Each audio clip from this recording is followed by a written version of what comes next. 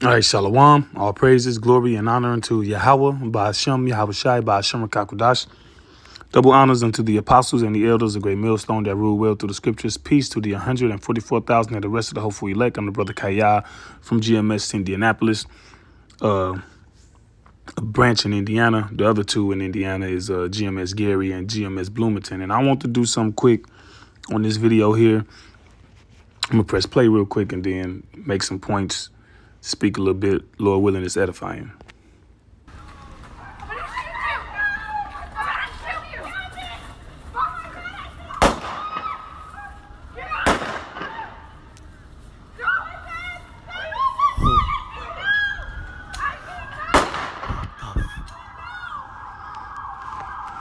What the fuck?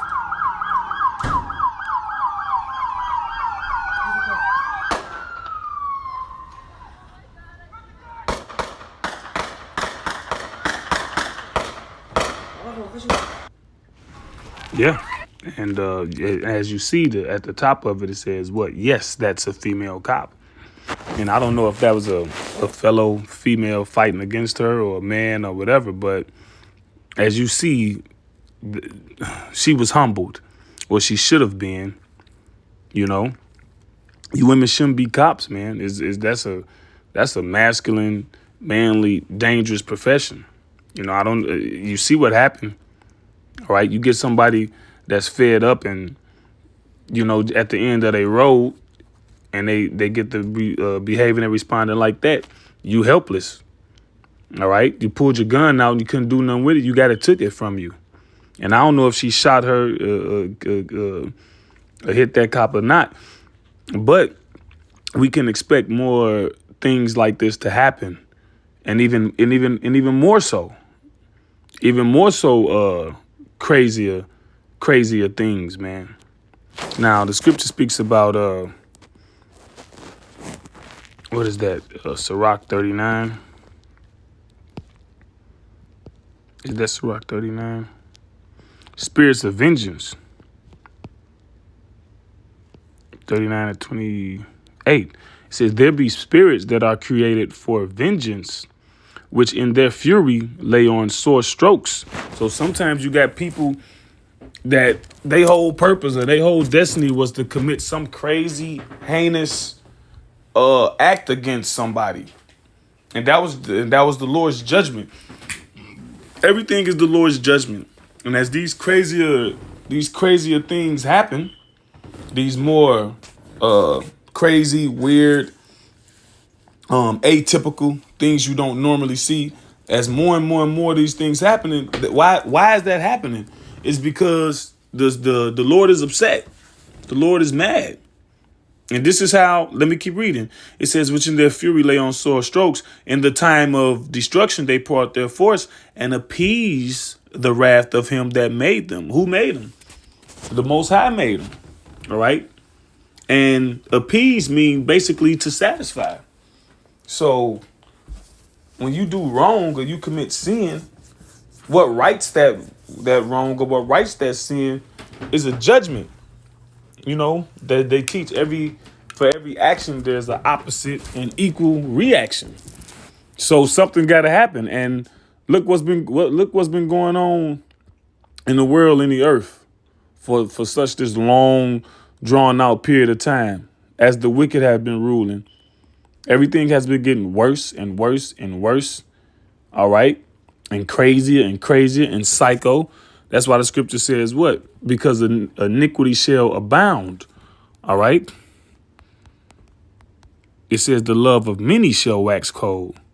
So when you live in a society where iniquity, you know, transgression of the law is the blueprint, you know, that's what everyone's involved in. But then you can expect more and more crazier things to happen. Now, I'm going to read Matthew 24:12. It says, and because iniquity shall abound, the love of many shall wax cold. Now I'm going to jump to, I'm going to read in the NIV on the right-hand side. In fact, I'm going to read in a couple versions to see what they say. Bible comparison. Let me look at CSB. It says, because lawlessness will multiply, the love of many will grow cold. And what is the ultimate law? The laws of the Bible. Okay, and with the progression of time, society has gotten further and further away from it, and the further away society has gotten from it, the more morally decayed the people have become. People have become utterly corrupt, in their thinking, in their processes. All right. The scripture speaks about people having vile affection. Vile mean disgusting. So something that's supposed to be frowned upon and disgusting, people love.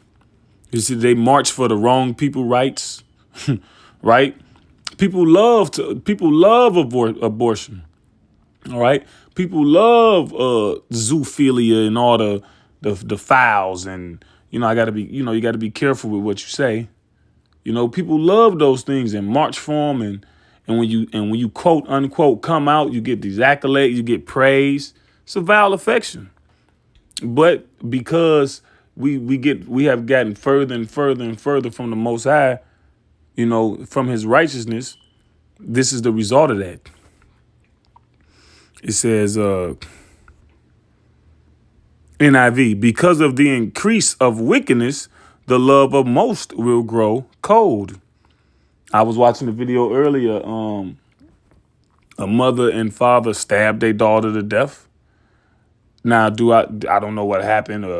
Was it an argument? What did they do? Did the daughter do something, or did she initiate, or was there drugs involved? Were they high? But if there's drugs involved, well, who's responsible for the drugs? The biggest drug dealer in the world is the Esau Edom, the upper echelon of government, of the so-called white man's rulership. So, we can point the finger and say what happened, and not taking away from the responsibility of the person that done it. Yeah, wrong is wrong, but also you gotta go down that rabbit hole and see where the responsibility lies initially. All right, if indeed it was drugs. All right, and who and the laws that's being passed. All right, the book of Habakkuk says real quick. As far as concerning that couple that stabbed their 14-year-old daughter to death. Because when you look at that, you think, okay, well, maybe they was on some drugs or something, Because, what can get that heated where the mother and father stabbed their 14? Who knows? Maybe it's just a spirit of vengeance, The spirits just hopped on them to do that. That happens. Spirits hop on people to do something, and then they hop off. And what people say, I don't know, is I heard a voice in my head. And sometimes they say that, sometimes they don't. But sometimes I heard a voice in my head telling me to do this or do that. That's where these angels and demons, that's a plane where they operate. They operate on the mind. All right. Let me see, Habakkuk. Is it 1? 1 and 4. It says, therefore the law is slacked what? The law of the Most High, the justice of the Bible. And judgment doeth never go forth. For the wicked do compass about the righteous. The wicked are in front. The wicked are ruling. The wicked are leading. All right. Therefore, wrong judgment proceeded. Okay. So you have the wrong outcome from heinous crimes and heinous actions. And as that doubles over and compounds upon itself, then now you just got the people just spoiled. All right. The people just they'll do anything. All right. What's that word? It's a scripture that speaks about incontinency.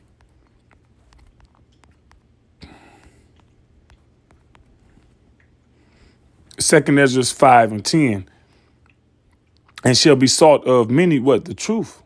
All right. It's going to get so bad that people going to be looking for a way out of the situation. And they're going to be like, you know what? The things that those men on the corner with those garments on, that gotta be it, because they have been done tried. They have gonna been done tried. Pardon the grammar, but they'll have tried almost everything else, and then what they scoffed at and what they laughed and mocked at. But now, as the things we say come to pass, they'll see we was right. Then they're gonna seek it out, because everything else failed. It says, and shall be sought of many and yet not be found. Then shall unrighteousness and incontinency be multiplied upon earth. And incontinency is without any restraint. They call it incontinent, right? When you can't control your bowels, they call it incontinency. Well, also, when the scripture speaks about bowels, is talking about your inner man too, who you are, and incontinency basically means without restraint. So you're not gonna check those stray thoughts that come in your head and control your anger and control yourself. People just gonna be straight up impulsive, you know. Like there's a scripture that speaks about our people. We were so hungry. I think it might have been the men of war. We were so hungry and famished. Yeah, around David and Saul's time and Jonathan. They were so famished that when they finally got some meat, they ate it while it was still bloody. It wasn't even ready to be eaten yet. That was without restraint, incontinency, because they were so hungry. And when you hungry and then there's diseases around and then you're thirsty and your children ain't ate. And this been going on for a while where people going to be desperate and you can see how more and more and more unrighteousness shall happen. OK, so back in some more I'll read Matthew 24 again and read some more versions. OK. 24 and 12, and because iniquity shall abound, the love of many shall wax cold. Let's see. The net, and because lawlessness will increase so much, the love of many will grow cold. All right, let me just jump to the NLT real quick. Sin will be rampant. This is the last one. Sin will be rampant everywhere, and the love of many will grow cold. Now, we go into this word often, but just to bring it up again, shall wax cold is what? Strong's G 5594. Psucho. Suko, but it looks like what? Psycho. And psycho is what? Crazy, right? So this the metaphor of waning love. And that's what you see. You don't see the bonds of relationships of time past, whether it's boyfriend, girlfriend, brothers and sisters and friendships and, mother and daughter and father and son. All right. There's complete and total division in the earth. What did the Lord say? He said what?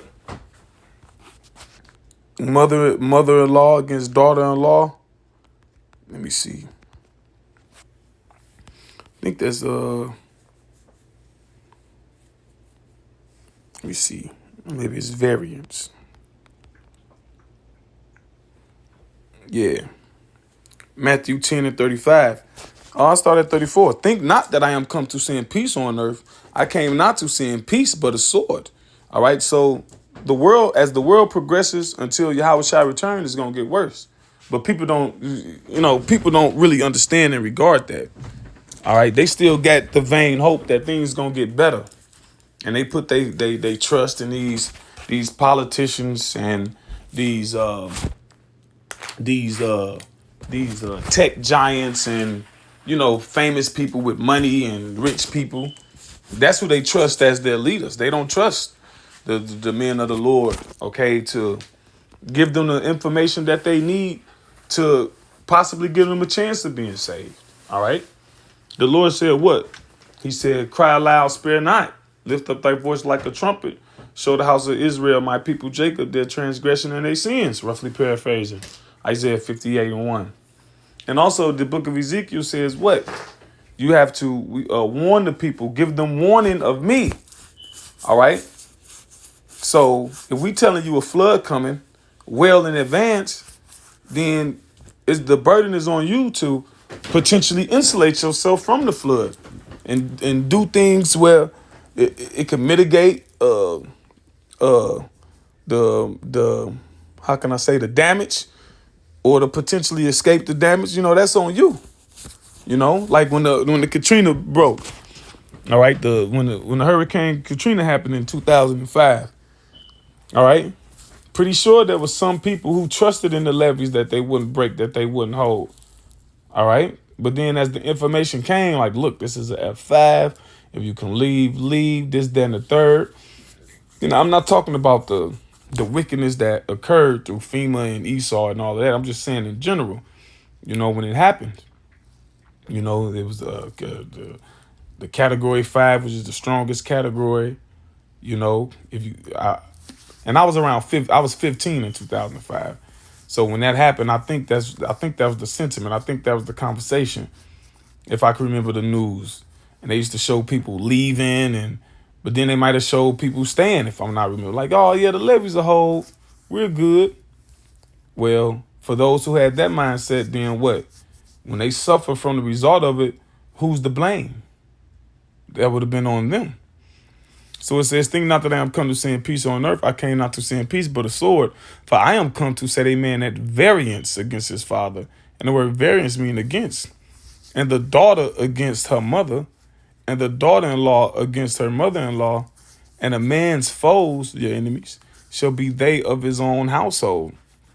All right? Because believing in this truth, believing in Yahweh Ba'Shem Yahushai, that puts you at variance with everybody. And because the elect, those that are going to believe sincerely, is such a small number, that's why you end up beefing with the majority of people. Now, I'm not telling you, when I say beef, I don't mean beef in the sense of the modern era, walking around with guns and y'all having shootouts. I just mean you're just against. All right, you're diametrically opposed. All right. In your thought processes, in your belief, how you eat, how you process information, your whole grip on reality is different. All right. But anyway, Lord willing, that was an edifying lesson to the hopeful elect. All praises, glory, and honor to Yahweh, Ba'Shem Yahushai, Ba'Shem Rakakodah Shalom.